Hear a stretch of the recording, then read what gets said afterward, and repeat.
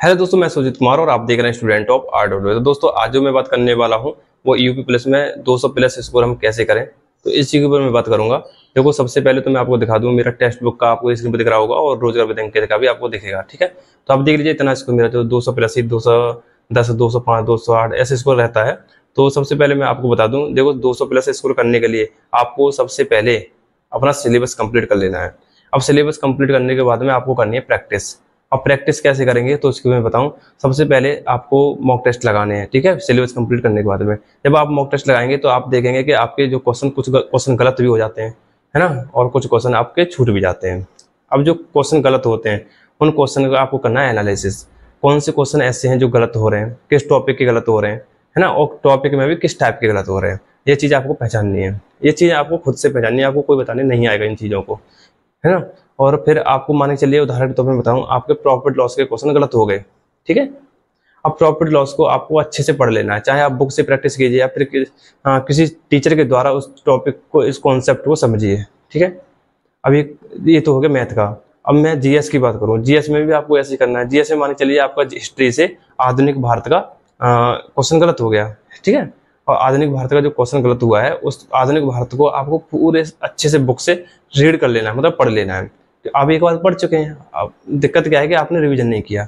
अब रिवीजन कीजिए अच्छे से, और अगली बार को क्वेश्चन अगर आधुनिक भारत से आता है, आप खुद से प्रॉमिस कीजिए कि क्वेश्चन वो मेरा गलत नहीं होना चाहिए। अब फिर आपको उसी प्रकार से हर एक टॉपिक को ऐसे ही करना है। मान लीजिए जो क्वेश्चन आपको छूट जाते हैं और जो क्वेश्चन गलत होते हैं ना, उन क्वेश्चन को अपने कॉपी में भी लिखना है।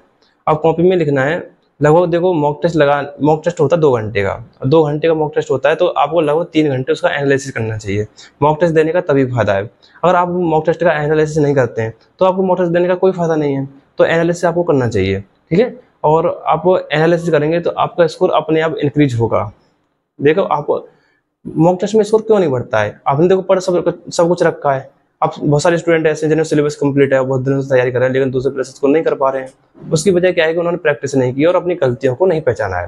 जो गलतियां वो हर बार कर रहे हैं मॉक टेस्ट में, तो वो गलतियां आपके एनालिसिस से सुधरेंगी।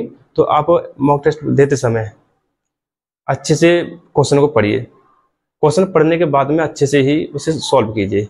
अगर वो क्वेश्चन आपसे होता है तो आप करिए, उसे नहीं होता तो आप तुरंत स्किप कर दीजिए, ठीक है। गलतियों से ज़्यादा बचना है, ठीक है। गलती ना करें। क्वेश्चन जो छूट जाते हैं वो ज़्यादा इंपॉर्टेंट है हमें स्कोर बढ़ाने में, ठीक है। हमारा स्कोर बढ़ाने में ज़्यादा इंपॉर्टेंट रहे, क्योंकि हमें पता चलेगा कि हमसे ये क्वेश्चन इस टाइप के नहीं हो पा रहे हैं, तो हमें उस चीज़ पे प्रैक्टिस करनी है। वो अच्छे से टीचर के द्वारा या फिर बुक से या कैसे भी जो आपको अच्छा लगे उस तरीके से हमें तैयारी उस चीज़ की करनी है।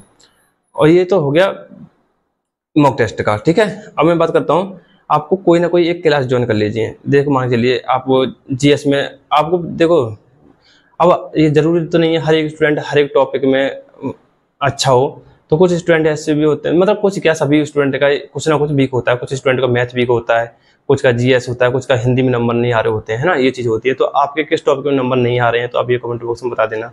देखो, आपको अगर मैथ में नंबर नहीं आ रहे हैं तो आप कोई भी क्लास ज्वाइन कर लीजिए मैथ की, जो प्रैक्टिस सेट कराते हैं यूट्यूब पर। बहुत सारे टीचर कराते हैं, आप किसी का भी कर लीजिएगा, जो भी जिससे भी आपको पढ़ने का मन करता हो, अच्छा लगता हो पढ़ाना, तो आप उससे ज्वाइन कर लीजिएगा। और फिर वो जो क्वेश्चन सामने आता है स्क्रीन पर आपके, तो आपको खुद से सॉल्व करना है, वो देखना नहीं है, सॉल्व करना है। अगर आपसे नहीं होता है तो आप जब उसे देखना शुरू कीजिएगा और फिर उस चीज़ को समझिए और फिर उस क्वेश्चन को अपनी कॉपी में लिख लीजिएगा।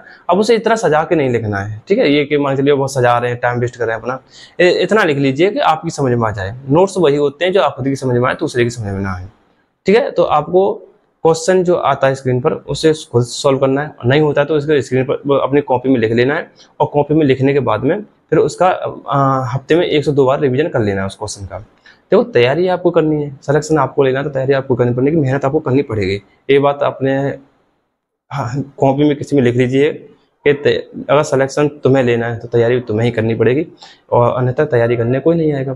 तो आपको मॉक टेस्ट लगाने के बाद में एनालिसिस को जरूर करना है, ठीक है। और भी कोई दिक्कत हो, परेशानी हो तो आप कमेंट बॉक्स में जरूर बताना। आज सिर्फ इतना ही, धन्यवाद।